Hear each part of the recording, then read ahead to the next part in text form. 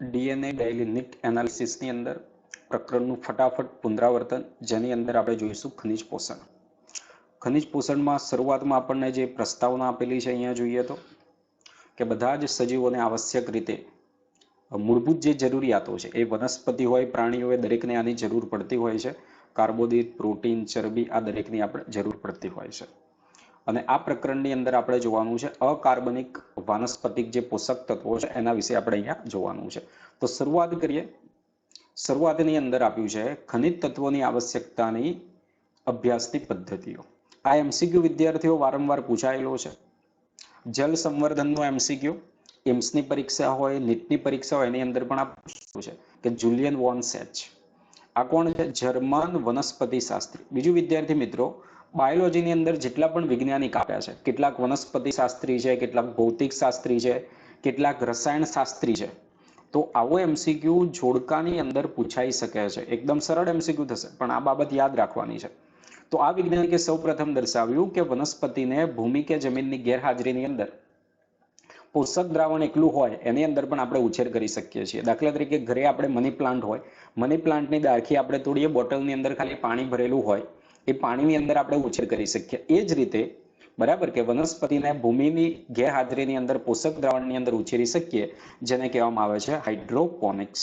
અને હાઇડ્રોપોનિક્સની અંદર ભારતની અંદર હવે જે પણ નવી ટેકનોલોજી ને બધું આવે છે તો ખેતીવાડીની અંદર ખૂબ જ ઉપયોગી આપણને છે ને ઘણા બધા સંશોધન ને ટેકનોલોજી અને આનો વિકાસ પણ ભારતમાં અત્યારે થઈ રહેલો છે. તો હવે જો એમસીક્યુ શું પૂછાય? ખનિજ પોષક તત્વોની આવશ્યકતા નક્કી કરવામાં આવેલી છે. બરાબર, કોને કેટલું ખનિજ તત્વ જોઈતું હોય એ આની મદદથી આપણે જાણી શકીએ છીએ. તો એ માટે જલ સંવર્ધન હોય છે. દાખલા તરીકે આપણે વનસ્પતિઓ ઉપર નાઇટ્રોજનની અસર જાણવી છે કે નાઇટ્રોજનની અસર શું થાય?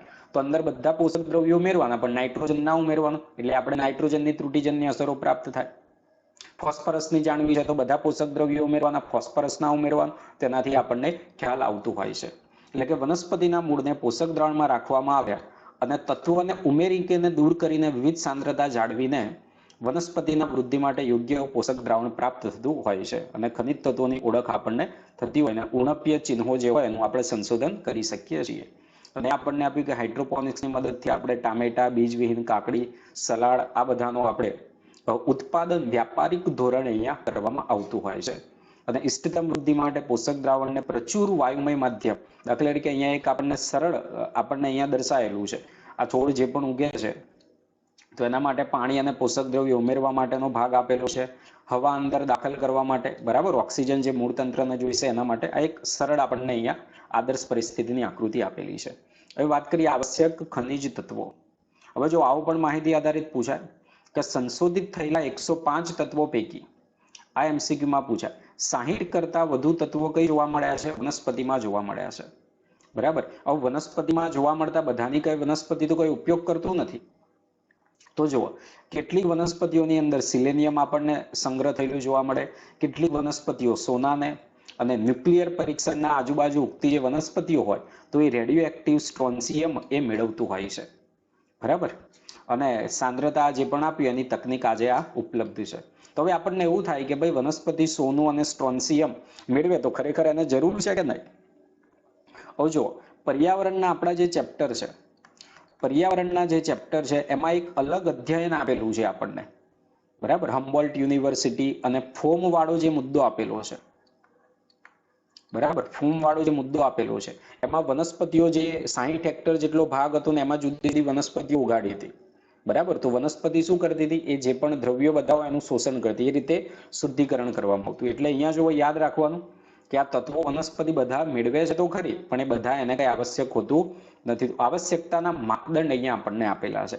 આની અંદરથી દરેક વિધાનની અંદરથી અહીંયા એમસીક્યુ બની શકે છે કે એવું ખનિજ તત્વ કે વનસ્પતિની સામાન્ય વૃદ્ધિ અને પ્રજનનના હેતુ માટે આવશ્યક હોવું જોઈએ. અને જો એ તત્વ વનસ્પતિને મળે ના તો એ વનસ્પતિ પોતાનું જીવન ચક્ર પૂરું કરી શકતી નથી. એક માપદંડ એ આપ્યો. બીજો, આવશ્યકતા એની વિશિષ્ટ હોવી જોઈએ કે તેને કોઈ અન્ય તત્વ દ્વારા પ્રસ્થાપિત આપણે કરી શકાય નહીં. વનસ્પતિને નાઇટ્રોજનની ઉણપ હોય તો નાઇટ્રોજન જ આપવું પડે, એની જગ્યાએ દાખલા તરીકે ફોસ્ફેટ આપી અને એનું કામ ચાલી શકશે નહીં. એટલે એ બીજા કોઈ તત્વની ઉણપ કોઈ અન્ય તત્વ દ્વારા આપણે દૂર કરી શકાતી નથી. અને બીજું, વનસ્પતિમાં જે ચયાપચયની ક્રિયા થતી હોય એની અંદર એ પ્રત્યક્ષ રીતે ભાગ લેતું હોવું જોઈએ. તો આવશ્યકતાના માટેના માપદંડ આમાંથી એમસીક્યુ બની શકે કે કોણ આવશ્યકતા માટેનો માપદંડ નથી, એ રીતે એમસીક્યુ બની શકે છે. ચલો આગળ આપણે વાત કરીએ. માપદંડોને આધારે કેટલાક ખનિજ તત્વો વનસ્પતિમાં વૃદ્ધિ અને ચયાપચય માટે આવશ્યક હોય છે. અને આ તત્વોને કોના આધારે? જથ્થાને આધારે. કોના આધારે? જથ્થાને આધારે આપણે એમને વિભાજિત કરેલા છે. ગુરુ પોષક તત્વો અને બીજા કયા આવશે? લઘુ પોષક તત્વો. તો ગુરુ પોષક તત્વો થોડું વધુ પ્રમાણની અંદર આવેલા હશે, બરાબર. તો ગુરુ પોષક તત્વોની અંદર carbon, hydrogen, oxygen, nitrogen, phosphorus, sulphur, potassium, calcium અને મેગ્નેશિયમ આવશે. આની ટ્રીક પણ આપણે મૂકેલી છે, ચોન પિકેસ્કા મગ લાવ, બરાબર. અને તેમાંથી કાર્બન, હાઇડ્રોજન, ઓક્સિજન મુખ્યત્વે આ યાદ રાખવાનું CO2 ને H2O માંથી પ્રાપ્ત થાય છે, બરાબર. તો આ MCQ ની અંદર પૂછાય, carbon, hydrogen, oxygen CO2 H2O માંથી પ્રાપ્ત થાય છે, આ ભૂલવાનું નથી. એ જ રીતે લઘુ પોષક તત્વોની આપણે વાત કરીએ તો લઘુ પોષક તત્વો અથવા તો એને લેસ તત્વો કહેવાય. ઓછી માત્રાની અંદર આવશ્યકતા છે એટલા માટે. તો માત્રા તમારી યાદ રાખવાની છે. એને યાદ રાખવા માટે આપણી ટ્રીક હતી કાજી લુકમે બોમ્બિલો નિનાગો સીવી. અને જો આ કેટલા તત્વો આપ્યા? 17 આવશ્યક ખનિજ તત્વો ઉપરાંત અન્ય લાભદાયક તત્વો છે, જેવા કે કોણ છે? સોડિયમ છે, સિલિકોન છે, કોબાલ્ટ છે અને સિલેનિયમ છે. એવો એમસીક્યુ પણ પૂછાયેલો છે કે આયોડિનની જરૂર એને પડવાની નથી. તો આ રીતે એમસીક્યુ પૂછાય. સોડિયમ, સિલિકોન, કોબાલ્ટ અને સિલેનિયમ આ યાદ રાખજો કે આ 17 સિવાય પણ બાકીના આની જરૂર પડતી હોય છે. બીજું, આવશ્યક ખનિજ તત્વોને તેમના વિવિધ કાર્યોને આધારે, કોને આધારે? કાર્યોને આધારે કેટલા જૂથમાં વિભાજિત કરેલા છે? 4 જૂથની અંદર આપણે વિભાજિત કરેલા છે. જેમ કે આવશ્યક ખનિજ તત્વો તો કે જૈવિક અણુઓના ઘટક તરીકે હોય છે, રચનાત્મક તત્વ તરીકે ઓળખાય છે. કોઈ પણ જે સજીવનું બંધારણ છે તો કાર્બન, હાઇડ્રોજન, ઓક્સિજન અને નાઇટ્રોજન આવેલું હોય છે. બીજું, આવશ્યક ખનિજ તત્વો કે જે ઉર્જા સંબંધિત સંકળાયેલા છે. જેમ કે હરિતદ્રવ્યની રિંગરૂપી રચનાની અંદર કોણ હોય છે? મેગ્નેશિયમ હોય છે. એટલે પર્ણની રાખમાંથી પણ આપણને મેગ્નેશિયમ મળે છે. અને એટીપીના બંધારણની અંદર કોણ આવેલું હોય છે? ફોસ્ફરસ આવેલું હોય છે. બીજું આ યાદ રાખવાનું છે આપણે, ઉત્સેચકની સક્રિયતા અને અવરોધકતા સાથે સંકળાયેલા છે. એની અંદર આ યાદ રાખવાનું એમસીક્યુમાં પૂછાય છે. મેગ્નેશિયમ રૂબિસ્કો સાથે, બરાબર. રિબ્યુલોઝ, બાયોફોસ્ફેટ, કાર્બોક્સિલેજ, ઓક્સિજનેજ. અને બીજું કોને સક્રિય કરશે? ફોસ્ફેનોલ પાયરુવેટ, કાર્બોક્સિલેજ બંનેને સક્રિય કરે. અને આ બંને ઉત્સેચકો પ્રકાશ સંશ્લેષણમાં CO2 ના સ્થાપન માટે મહત્વપૂર્ણ છે. તો આ યાદ રાખવાનું છે. એ જ રીતે Zn+2 આલ્કોહોલ ડિહાઇડ્રોજનેઝને સક્રિય કરે છે, બરાબર. અને એ જ રીતે એમઓ જે આપ્યું નાઇટ્રોજનની ચયાપચય નાઇટ્રોજનેઝને સક્રિય કરે. આનો એમસીક્યુ પૂછાય. એમઓ જે આવવાનું છે એમઓ નાઇટ્રોજનેઝને સક્રિય કરે છે, બરાબર છે. એ જ રીતે કેટલાક તત્વો આશ્રુતિ ક્ષમતાને બદલે છે, આશ્રુતિ સાથે સંકળાયેલા છે. જેમ કે પોટેશિયમ વાયુરંધ્રને ખુલવા અને બંધ થવાની અંદર મદદરૂપ થાય, એના પણ એમસીક્યુ પૂછાયેલા છે. પોટેશિયમ આયનનું ઇન્ફ્લક્સ અને ઇફ્લક્સ જેનાથી વાયુરંધ્ર ખુલે અને બંધ થતું હોય છે. તો એ બાબત અહીંયા આપણને આપેલી છે. ગુરુ અને લઘુ પોષક તત્વોની ભૂમિકા. તો આ તત્વોના મોટા મોટા અહીંયા કાર્યો કયા? કોષરસ પટલની પ્રવેશશીલતા, કોષીય પ્રવાહની આશ્રુતિનું નિયંત્રણ, ઇલેક્ટ્રોન પરિવહન તંત્ર, આ બધું દરેકને યાદ રહેશે. આ એક યાદ રાખજો, બફરની ક્રિયાવિધિ ભૂલવાનું નથી, આ ભૂલી જાય. મહાણુસવ, ઉત્સેચક આ બધું કાર્ય યાદ છે, બફરની ક્રિયાવિધિ યાદ રાખજો. હવે જો દરેકના તત્વોના નામ અને એના કાર્ય શું છે એ આપેલું છે આપણને. બીજું ખાસ વિદ્યાર્થી મિત્રો, કયા સ્વરૂપે મેળવે છે યાદ રાખજો, કારણ કે પાછલા વર્ષોમાં એમસીક્યુ પૂછાયેલા જોઈએ તો એવું પણ પૂછાય છે કે કયું ખનિજ તત્વ નાઇટ્રોજન વનસ્પતિમાંથી કયા સ્વરૂપે એ મેળવતું હોય છે. તો કેટલીક માત્ર આ સ્વરૂપે અહીંયા મેળવે છે આપેલું છે. નાઇટ્રોજનની જરૂરિયાત કઈ છે? તો કે વર્ધમાન પેશીની અંદર જરૂર પડશે.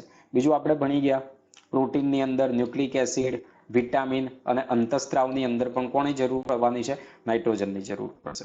એ જ રીતે ફોસ્ફરસ આપણને ખબર છે, કોષરસ પટલનું બંધારણ છે એની અંદર આવવાનું છે. જેટલી પણ ફોસ્ફોરાયલેશનની પ્રક્રિયા થતી હોય, ન્યુક્લિક એસિડ આવેલું છે, ન્યુક્લિયોટાઇડ છે, બરાબર. તો આ દરેકની અંદર ફોસ્ફરસ આવશે. એ જ રીતે પોટેશિયમ K+ આયન સ્વરૂપે વર્ધમાન પેશી, કલિકાઓ, પર્ણો, મૂલાગ્રની અંદર વધારે માત્રામાં હોય છે, તેની જરૂરિયાત. આ પોટેશિયમનો એમસીક્યુ પૂછાય છે. બીજું આયનિક સંતુલન માટે તો આવી ગયું છે. પ્રોટીન સંશ્લેષણમાં જરૂરી છે. વાયુરંધ્ર ખુલવા બંધ થવાની ક્રિયા માટે. બીજું ખાસ ઇમ્પોર્ટન્ટ આ બાબત એમસીક્યુની અંદર પૂછાયેલી છે કે ઉત્સેચકની સક્રિયતા માટે પોટેશિયમ જરૂરી છે અને કોષોની જે આસુનતા છે આસુનતાની જાળવણીમાં મદદરૂપ થતું હોય છે.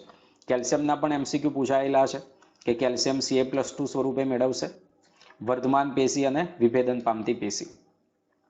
અને કોષ વિભાજન દરમિયાન કોષ દિવાલનું સંશ્લેષણ આ MCQ ની અંદર પૂછાઈ શકે છે કે કોષ દિવાલના સંશ્લેષણની અંદર ઉપયોગી.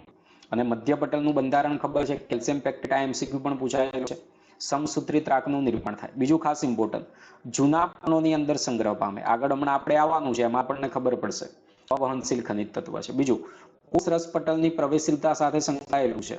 એટલે જુઓ, આપણે જે બાયોટેકનોલોજી વાળું આપણું જે પ્રકરણ છે, બાયોટેકનોલોજીનું પ્રકરણ, અને એની અંદર તમે ભણી ગયા સક્ષમ યજમાન. તો સક્ષમ યજમાનની અંદર આપણે Ca+2 ની સારવાર આપતા હતા ને, એ યાદ રાખવાનું. ચેતોપાગમ દ્વારા ઉર્મિવેગનું વહન થાય તો એમાં કેલ્શિયમ આવે છે. સેતુનું નિર્માણની અંદર કેલ્શિયમ આવે. રુધિર જામી જવાની અંદર કેલ્શિયમ આવે. આ તો વનસ્પતિનું છે, પણ આ પ્રાણીઓમાં યાદ રાખવાનું, ભૂલવાનું નથી કેટલી જગ્યાએ કેલ્શિયમ આવે. પાણીના અણુનું પ્રકાશ વિભાજનની અંદર આવશે. બરાબર. આગળ મેગ્નેશિયમ છે તો Mg+2 સ્વરૂપે શોષણ થશે. પ્રકાશ સંશ્લેષણ શ્વસનના દરેકમાં જરૂરી છે. બીજું ખાસ આ ભૂલવાનું નથી, DNA અને RNA ના સંશ્લેષણમાં ભાગ લે છે. એટલે DNA નું સ્વયંજનન ને બધું થવાનું છે. બરાબર. RNA નું નિર્માણ પ્રત્યાંકનની ને બધી ક્રિયા થવાની, તો એની અંદર પણ એની જરૂર છે. અને હરિત દ્રવ્યની રિંગરૂપી રચનામાં એટલે ક્લોરોફિલના વલયરૂપી બંધારણમાં મેગ્નેશિયમ આવેલું છે. બીજું ખાસ ઇમ્પોર્ટન્ટ, રિબોઝમના બંધારણને જાળવી રાખે. રિબોઝમના જે બે પેટા એકમો એમને જોડવાના હોય એ પણ આ મેગ્નેશિયમની મદદથી. તો આ પણ MCQ ની અંદર પૂછાયેલું છે. આગળ સલ્ફરની વાત કરીએ. સલ્ફરનો જે MCQ છે આ સ્વરૂપે સલ્ફેટ સ્વરૂપે મેળવશે. કયા એમિનો એસિડની અંદર મળી આવશે આ પૂછાયેલું છે. સિસ્ટીનની અંદર અને મિથિયોનિન. વિટામિનના નામ આપેલા છે, આ ખાસ યાદ રાખવાનું છે. થાયમિન, બાયોટિન અને કોએન્ઝાઇમ. બીજું ફેરોડોક્સિનનો મુખ્ય ઘટક વિજાણુ પરિવહન તંત્ર જે આવે છે એના માટે. બીજું ખાસ આ ફેરિક આયન સ્વરૂપે મેળવે છે. આ જે શબ્દો લખ્યા ને, ફેરિક આયન સ્વરૂપે છે, સલ્ફેટ સ્વરૂપે છે, આ યાદ રાખજો વિદ્યાર્થી મિત્રો શબ્દો. આ પણ અન્ય લઘુ પોષક તત્વની તુલનામાં વધારે માત્રામાં જરૂરી. આમાંથી MCQ બની શકે કે નીચેનામાંથી કયું લઘુ પોષક તત્વ વનસ્પતિને વધુ માત્રાની અંદર જરૂરી છે, તો કયું આવવાનું છે? આ લોહ તત્વ જરૂરી છે. આ રીતે MCQ પૂછાય. વિજાણુ પરિવહન તંત્રના જે પણ છે એની અંદર પણ સંકળાયેલું છે. અને બીજું, કઈ રીતે એનું પ્રતિવર્તી ઓક્સિડેશન થાય છે, આ વાક્યમાંથી MCQ પૂછાયેલો નથી, આ MCQ પૂછાઈ શકે. બીજું, હરિત દ્રવ્યના નિર્માણ માટે આવશ્યક. જો બે બાબતો અહીંયા આવી, આ પણ MCQ પૂછાય. હરિત દ્રવ્યની બંધારણની અંદર કોણ આવવાનું છે? મેગ્નેશિયમ આવશે. અને હરિત દ્રવ્યના નિર્માણ માટે કોણ છે? લોહ છે. તો આ ભૂલવાનું નથી. અને કેટાલેજ ઉત્સેચકને સક્રિય કરે. તો આવી જે બાબતો છે વિદ્યાર્થી મિત્રો, અનુક્રમે જ્યારે પૂછાય કે હરિત દ્રવ્યના બંધારણમાં ખાલી જગ્યા અને હરિત દ્રવ્યના નિર્માણ માટે ખાલી જગ્યા આવશ્યક છે. બીજું સાયટોકાઇનિન આપણે ભણ્યા હતા, એ હરિત દ્રવ્ય માટે આવવાનું છે. એટલે આવા જ્યારે જોડકાવાળા MCQ હોય તો આપણને કન્ફ્યુઝન વધારે થાય. તો આ બાબત ખાસ ધ્યાન ઉપર લેવાની છે. આગળ આપણે વાત કરી દઈએ મેંગેનીઝની વાત કરીએ તો એ પણ પ્રકાશ સંશ્લેષણ, શ્વસન, નાઇટ્રોજન ચયાપચય માટે છે. પાણીના અણુનું પ્રકાશ વિભાજન જે થવાનું તો એના માટે Mn, Cl અને Ca આ ત્રણ પાણીના અણુના પ્રકાશ વિભાજન માટે આવવાના છે. ઝિંક માટે વિદ્યાર્થી મિત્રો ખાસ યાદ રાખવાનું છે, ઓક્સિજનના સંશ્લેષણ માટે. આનો આ રીતે ફેરવીને MCQ પૂછાઈ શકે છે કે ઓક્સિજનના સંશ્લેષણ માટે જો વનસ્પતિને નીચેનામાંથી કયું ખનિજ તત્વ પૂરતી માત્રામાં નથી મળતું, તો કોઈ પણ ઓક્સિજનની તમને દેહધાર્મિક અસરો આપેલી હોય તો એ રીતે MCQ પૂછાય. બીજું અહીંયા કોપરની અંદર ક્રુપ્રિક આયન, હવે કેમિસ્ટ્રી હોય એટલે આ તો યાદ હોય, પણ આ ક્રુપ્રિક આયન એવો શબ્દ ભૂલવાનો નથી. રેડોક્સ પ્રક્રિયા સાથે સંકળાયેલું છે, પ્રતિવર્તી દિશામાં આપેલું છે. બરાબર. એ જ રીતે બોરોન આપેલું છે. બરાબર.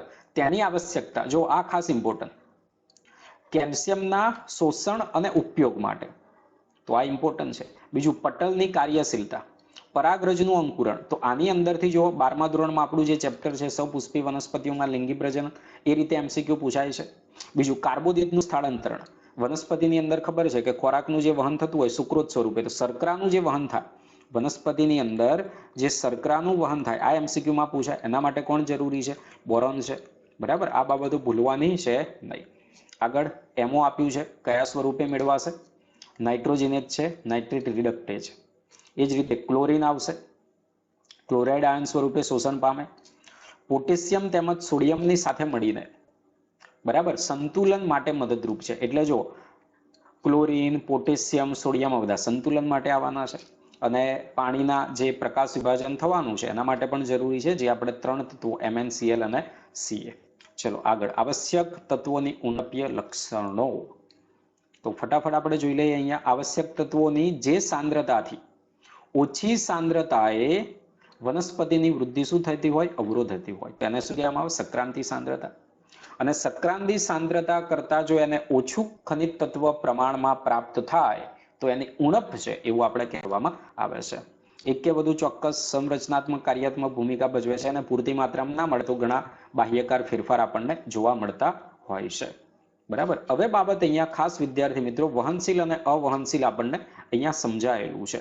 બરાબર, કે અપર્યાપ્તતાના જે ચિહ્નો છે, દાખલા તરીકે નાઇટ્રોજન, પોટેશિયમ અને મેગ્નેશિયમની ઉણપના લક્ષણો સૌપ્રથમ જીર્ણ પામેલ પર્ણોમાં જોવા મળે છે.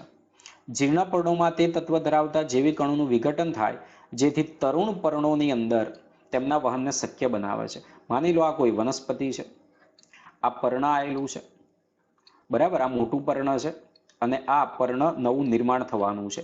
આ પર્ણ કયું છે, જીર્ણ પર્ણ. આ પર્ણ કયું છે, નવું પર્ણ છે. હવે વનસ્પતિને માની લો કે નાઇટ્રોજન પૂરતી માત્રામાં મળતો નથી, વનસ્પતિને નાઇટ્રોજન મળતો નથી, તો શું થશે, નાઇટ્રોજન વનસ્પતિના જીર્ણ ભાગમાંથી વહન પામીને જે જગ્યાએ જરૂરિયાત છે એટલે અહીંયાથી વહન પામીને આ નવા ભાગની અંદર આવશે. એટલે કે ત્રુટિ કઈ સર્જાય, ત્રુટિ કઈ સર્જાય, ત્રુટિ કઈ સર્જાય, ત્રુટિ સર્જાય જીર્ણ ભાગોની અંદર, જૂના ભાગોની અંદર. તો આ બાબત ખાસ યાદ રાખવાની. એટલે આને વહનશીલ કહીએ છીએ આપણે. શું કહીએ છીએ, વહનશીલ અમને કહેવામાં આવતું હોય છે. બરાબર. જ્યારે તત્વ અવહનશીલ હોય, અવહનશીલનો મતલબ શું થશે, એ પરિપક્વ અંગોની અંદરથી બહાર નીકળતા નથી, જેમ કે સલ્ફર અને કેલ્શિયમ. તો એની પછી ત્રુટિજન્ય અસર કઈ જોવા મળે, જે તરુણ પેશી છે, બરાબર, આ દાખલા તરીકે વનસ્પતિ આવેલી છે, આ વનસ્પતિને અહીંયા પર્ણની અંદર કેલ્શિયમ ને બધું આવેલું છે, અહીંયા આ ભાગને કેલ્શિયમની જરૂર છે, બરાબર, પણ કેલ્શિયમ તો અહીંયાથી વહન થઈને આવવાનું નથી, બરાબર. એટલે તરુણ પેશીની અંદર પહેલા એના લક્ષણો જોવા મળે. એટલે ખાસ બાબત અહીંયા ઘણાને કન્ફ્યુઝન થતું હોય, અવહનશીલ તત્વની ત્રુટિજન્ય અસરો પહેલા તરુણ પેશીની અંદર જોવા મળે, જ્યારે વહનશીલની ત્રુટિજન્ય અસરો જીર્ણ અને જૂના ભાગોની અંદર જોવા મળતું હોય છે. સલ્ફર ને કેલ્શિયમ બહાર કેમ ના નીકળે, કારણ કે સંરચનાત્મક ઘટકની અંદર રહેલા, એટલે સરળતાથી છૂટા પડશે નહીં. ચલો બીજું વિદ્યાર્થી મિત્રો અહીંયાથી પૂછાય છે એમસીક્યુ, ક્લોરોસિસ, નેક્રોસિસ. બીજું જુઓ, આ શબ્દો યાદ રાખજો. નીટની પરીક્ષામાં 2-3 વર્ષથી આપણે જોઈએ એટલે આવું એટલે શું, ઇંગ્લિશમાં શબ્દ આપી દીધો, નેક્રોસિસ એટલે શું, આવું પૂછાઈ જાય. બરાબર. નેક્રોસિસ એટલે શું, તો કે પેશીઓનું મૃત્યુ. અને ચોક્કસપણે શબ્દ લખ્યો જુઓ, ચોક્કસપણે કોનું, પર્ણની પેશીઓનું મૃત્યુ, તો એને શું કહેવામાં આવશે, નેક્રોસિસ. અને ક્લોરોસિસ એટલે ઘટાડો કે વ્યય થવાથી પર્ણો કેવા બની જાય છે, પીળા બની જાય. બરાબર. ક્લોરોફિલનો ઘટાડો વ્યય થઈ જાય તો પર્ણો પીળા બની જાય, જેને શું કહેવાય, ક્લોરોસિસ. ક્લોરોસિસ એટલે શું, નેક્રોસિસ એટલે શું, આવું 4 માર્કની અંદર પૂછાઈ જાય. બરાબર. તો ચલો, ક્લોરોસિસ કોના લીધે થાય, આ બાબતો યાદ રાખવાની છે, આ ખનિજ તત્વો યાદ રાખવાના છે. બરાબર. એ જ રીતે નેક્રોસિસ કોનાથી થવાનું છે એ યાદ રાખવાનું છે. એનકેએસ, એમોનો અભાવ, કોષ વિભાજન અવરોધાય. શું અવરોધાશે, કોષ વિભાજન. આની અંદરથી એમસીક્યુ પૂછાઈ શકે છે આગામી નીટની પરીક્ષાઓની અંદર. બરાબર. તો આ બાબત યાદ રાખવાની છે. બરાબર. ચલો આગળ જોઈએ.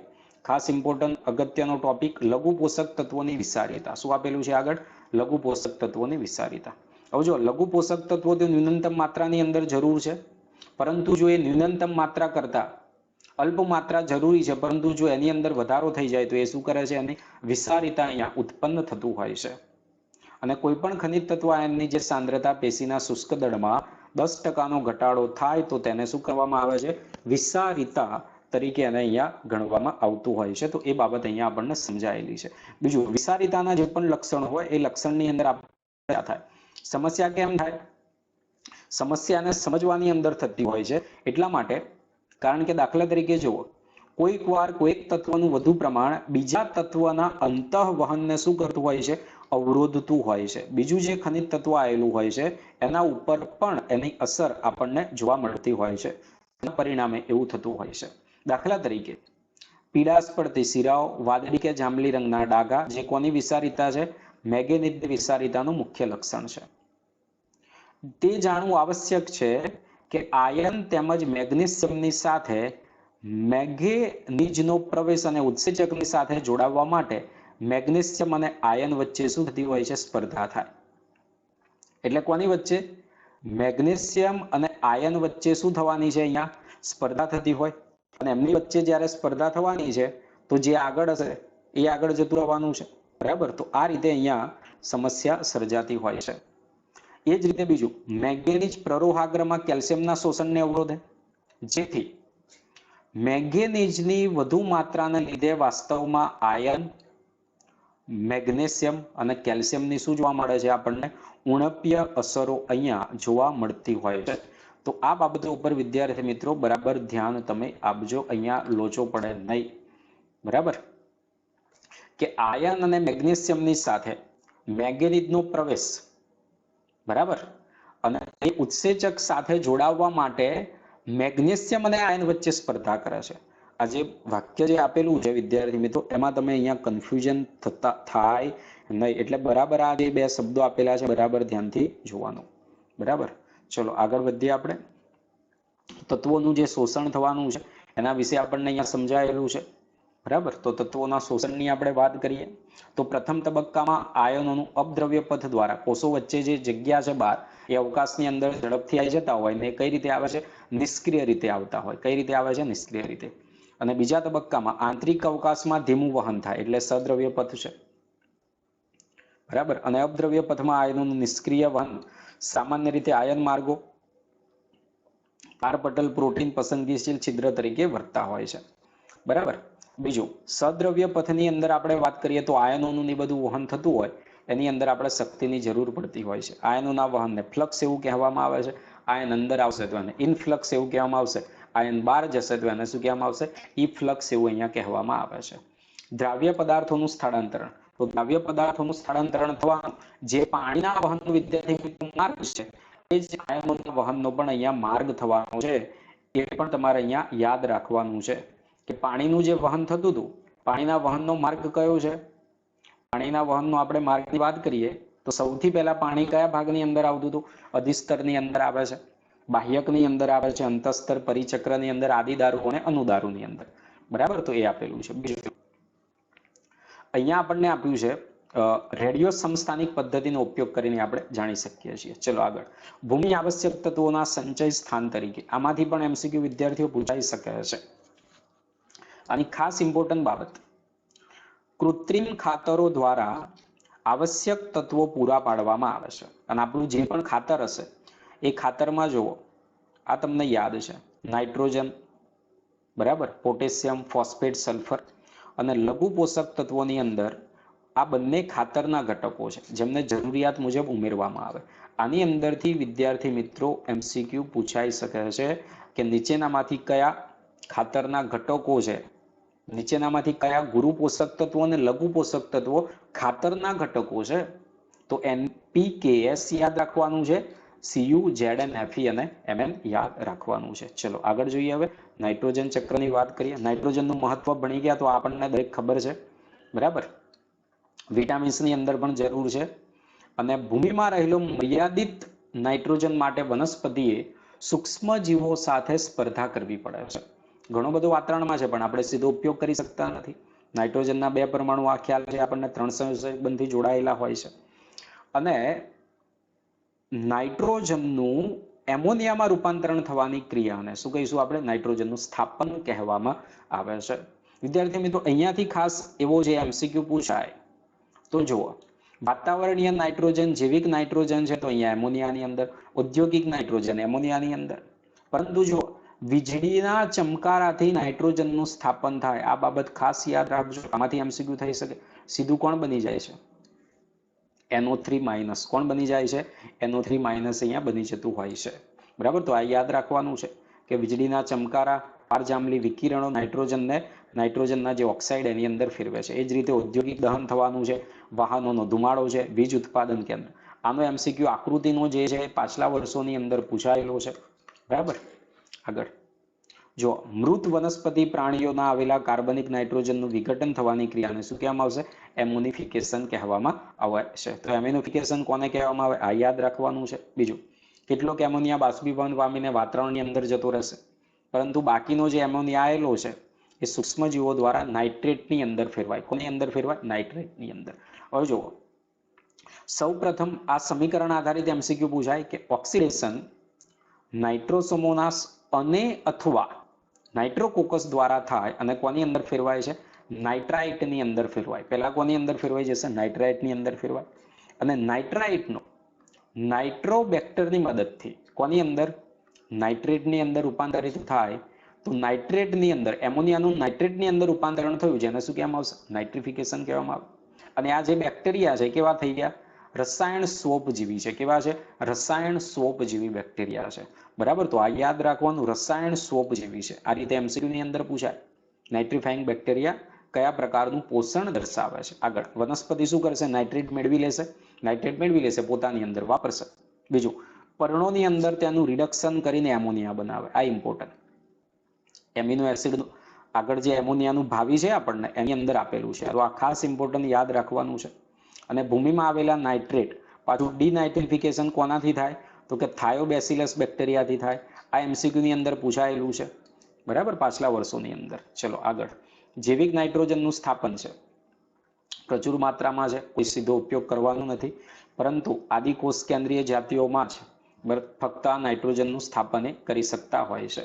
બરાબર, અને નાઇટ્રોજનનું એમોનિયામાં રિડક્શન થવાની ક્રિયાને જૈવિક નાઇટ્રોજનનું સ્થાપન કહેવાય. ઉત્સેચક કયો આવવાનો છે? નાઇટ્રોજનેજ અહીંયા ઉત્સેચક આવે છે અને એમોનિયાનું અહીંયા નિર્માણ કરે છે. નાઇટ્રોજનનું જે સ્થાપન થતું હોય, જે પણ સૂક્ષ્મજીવ છે એ કેટલાક મુક્તજીવી છે, કેટલાક કેવા છે? સહજીવી છે. જેમ કે દાખલા તરીકે નાઇટ્રોજન સ્થાપક જારક સૂક્ષ્મજીવો. વિદ્યાર્થી મિત્રો અહીંયા ખાસ ઇમ્પોર્ટન્ટ, જારક સૂક્ષ્મ જીવાણુઓ મુક્તજીવીમાં એજોબેક્ટર અને બેજરની ક્રિયા. જ્યારે રોડોસ્પાયરુલમ અજારક પ્રકારના અને બેસિલસ મુક્તજીવી છે. કેવા પ્રકારના? રોડોસ્પાયરુલમ અજારક પ્રકારના. એ જ રીતે આપણને ખબર છે નોસ્ટોક અને એનાબીના છે. એ સ્વતંત્ર કે મુક્તજીવી નાઇટ્રોજનના સ્થાપક તરીકે વર્તે છે. અને સહજીવી નાઇટ્રોજનનું સ્થાપન આપણને આપેલું છે. સિમ્બીકુળની વનસ્પતિ ખબર છે, આ ઉદાહરણ. રચકાનું ઉદાહરણ, કપિલો સ્વીટ ક્લોવર આપ્યું, વટાણા મસૂર આ આપેલું છે. અને કોણ છે? આ જો આ આકાર આપ્યો છે, આ યાદ રાખજો, દંડાકાર રાઇઝોબિયમ. અને સૌથી સામાન્ય સહજીવન મૂળની ગાંઠોની અંદર. બરાબર, મૂળ ગંડિકાઓ આપેલું છે. અને લેગ્યુમિનેસી સિવાયની વનસ્પતિ કોણ આપ્યું? અલ્નસ. આપણને એમસીક્યુમાં પાછલા વર્ષોમાં પૂછાઈ ગયેલું છે. અલ્નસના મૂળ પર સૂક્ષ્મજીવ કયા છે? ફ્રેન્કિયા બેક્ટેરિયા. કયા બેક્ટેરિયા છે? ફ્રેન્કિયા. N2 સ્થાપક ગંડિકા ઉત્પન્ન કરે, આવું પણ એમસીક્યુમાં પૂછાઈ શકે. અને રાઇઝોબિયમ અને ફ્રેન્કિયા બંને મુક્તજીવી છે. આ એમસીક્યુમાં ખરા ખોટામાં પૂછાય કે બંને છે તો મુક્તજીવી, પરંતુ નાઇટ્રોજનનું સ્થાપન કરવાનું છે એટલા માટે નાઇટ્રોજનનું સ્થાપન કરવા માટે સહજીવી તરીકે રહેશે. બરાબર, અહીંયા એક આપણને આપ્યું કે મગનો છોડો અથવા તો કઠોળનો જે પણ છોડો એને આપણે ઉગાડવામાં તો ગંડિકા અહીંયા જોવા મળતી હોય છે. આ એમસીક્યુમાં પૂછાય ગુલાબી રંગ કોના લીધે છે? તો લેગ્યુમિનસ હિમોગ્લોબિન, કે જેને આપણે શું કહેવામાં આવે છે? લેગ હિમોગ્લોબિન કહેવામાં આવે, એના લીધે છે. મૂળ ગંડિકાનું નિર્માણ. ચલો, આનો ક્રમ ખાસ વિદ્યાર્થી મિત્રો, આનો આ જે ક્રમ આપેલો છે ને, આવું નીટની પરીક્ષાની અંદર એમસીક્યુમાં પૂછાયેલું નથી. આ જે ક્રમ આપ્યો ને, આ સરળ તમને લાગે છે, A, B, બરાબર, C અને D. આનો જે ક્રમ આપેલો છે ને, આ ક્રમ વિદ્યાર્થી મિત્રો ખાસ તમે યાદ રાખજો એમસીક્યુની અંદર. બરાબર, ચલો આગળ જોઈએ. મૂળ ગંડિકાનું નિર્માણ. મૂળ ગંડિકાનું નિર્માણ 4 તબક્કાની અંદર થતું, એનો ક્રમ યાદ રાખવાનો. સૌથી પહેલા રાઇઝોબિયમ શું કરશે? મૂળની આસપાસ રસાયણિક વર્તનની એવી ક્રિયા થવાની જેના પરિણામે અધિસ્તર અને મૂળના કોષો સાથે જોડાય, મૂળ રોમની અંદર પહોંચી જશે અને એક સંક્રમિત તાતણા જેવી રચના ઉત્પન્ન થાય. આકૃતિની અંદર તમને જોવા મળે છે આ એક સંક્રમિત તાતણા જેવી, અસરગ્રસ્ત દોરો એવું આપેલું છે. એક તાતણા જેવી આખી રચનાનું અંદર શું કરશે? આ નિર્માણ કરતા હોય છે, આ નિર્માણ કરે છે. અને જીવાણુને મૂળના કઈ લઈ જાય છે? બાહ્યક સુધી. અને જ્યાં તેઓ ગંડિકાના નિર્માણની શરૂઆત કરે અને ત્યાર પછી જીવાણુ તાતણા અંદર મુક્ત થઈ જાય છે અને જ્યાં વિશિષ્ટ નાઇટ્રોજન સ્થાપન કોષોમાં શું કરે? વિભેદન કરે. અને આ પ્રકારે ગંડિકાનું શું થતું હોય છે? નિર્માણ થતું હોય છે.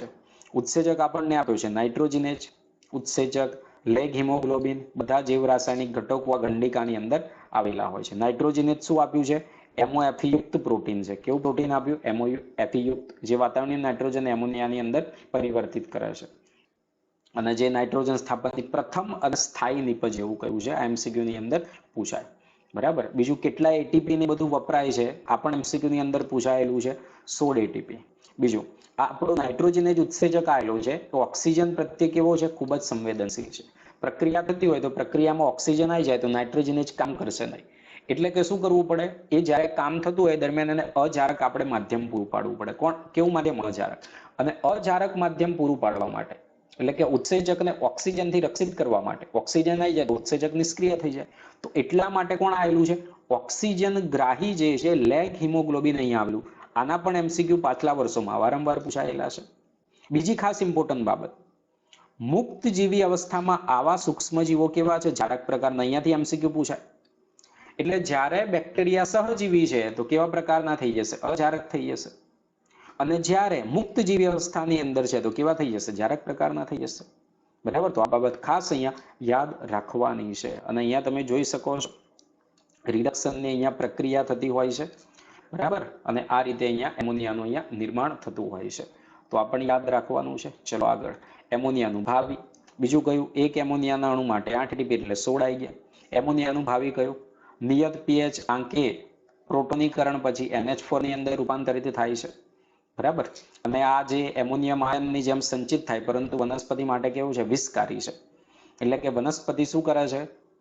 એમ્યુનો એસિડનું સંશ્લેષણ કરવા માટે એનો ઉપયોગ કરી લેતું હોય છે. આમાંથી પણ એમસીક્યુ પૂછાયેલા છે. બે પરિપથ છે, એક તો રિડક્ટિવ એમિનેશન છે. હવે જો આલ્ફા કીટોગ્લુટેરિક એસિડ કઈ બન્યા તમે ક્રેબ્સ ચક્રની અંદર આવ્યું તો એ યાદ રાખવાનું છે. આલ્ફા કીટોગ્લુટેરિક એસિડ સાથે પ્રક્રિયા કરીને કોણ બને છે? ગ્લુટેમિક એસિડ બને છે. તો આલ્ફા કીટોગ્લુટેરિક એસિડ એમોનિયા ઉત્સેચક ખાસ યાદ રાખવાનું એમસીક્યુ ની અંદર ગ્લુટેમેટ ડિહાઇડ્રોજનેઝ અને ગ્લુટેમિક એસિડ અહીંયા બની જતું હોય છે. બરાબર. અને ટ્રાન્સએમિનેશનની જે ક્રિયા છે તો એક એમિનો એસિડમાંથી એમિનો સમૂહ અન્ય કીટો એસિડના કીટા સમૂહની અંદર સ્થળાંતરિત થતું હોય. આને શું કહેવામાં આવે છે? ટ્રાન્સએમિનેશન. એમિનો એસિડના દાતા તરીકે હવે જે જે ગ્લુટેમિક એસિડ છે એ વર્તવાનું છે. અહીંયા ઉત્સેચક કયો આવે છે? ટ્રાન્સ એમિનેજ ઉત્સેચક આવશે. કયો આવશે? ટ્રાન્સ એમિનેજ ઉત્સેચક આવશે. બીજું વિદ્યાર્થી મિત્રો, છેલ્લા વર્ષોની અંદર જ્યારે આ ચાલ્યું તે વખતે કહ્યું આમાંથી ફ્યુચર ક્વેશ્ચન પૂછાય, આની અંદરથી પૂછાઈ ચૂક્યું છે પાછલા વર્ષની અંદર. બરાબર. વનસ્પતિઓમાં એસ્પરજીન અને ગ્લુટેમિન આપેલું છે, જે પ્રોટીનનો રચનાત્મક ભાગ છે. અને તેઓ બે એમિનો એસિડ એસ્પાર્ટિક એસિડ અને ગ્લુટેમિક એસિડમાંથી પ્રત્યેકની સાથે એમિનો સમૂહ જોડીને કે ઉમેરાઈને નિર્માણ પામે. એસ્પાર્જીન અને ગ્લુટેમિન બે એમાઇડ છે. એ કોની અંદરથી? એસ્પાર્ટિક એસિડમાંથી એસ્પરજીન અને ગ્લુટેમિકમાંથી ગ્લુટેમિન. આ રીતે નિર્માણ થયેલું છે. તો એ આપેલું છે. અને એમાઇડ એમિનો એસિડ કરતાં વધુ નાઇટ્રોજન ધરાવે છે. બીજું કેટલીક વનસ્પતિઓ, આ એમસીક્યુ પણ પૂછાયેલો છે વિદ્યાર્થી મિત્રો. આ પણ પાછલા વર્ષની અંદર પૂછાયેલો કે કેટલીક વનસ્પતિ આપણને આપ્યું સોયાબીન. ગંડિકાઓ ઉત્સેદનના પ્રવાહની સાથે સ્થાયી નાઇટ્રોજનનું યુરિટ સ્વરૂપે શું કરે છે? નિકાલ કરતું હોય છે. આ પણ એમસીક્યુ પૂછાઈ ચૂકેલો છે. એટલે જેટલી બાબતો તમને કહીએ ધ્યાન ઉપર રાખવાની છે આગામી નીટની પરીક્ષાઓ માટે. તો ઓલ ધ બેસ્ટ. સરસ મજાની તૈયારી કરો. ચેનલની અંદર નવા હોય તો સબસ્ક્રાઇબ કરી દેજો, શેર કરી દેજો વિદ્યાર્થી મિત્રોને. અને all the best. Thank you.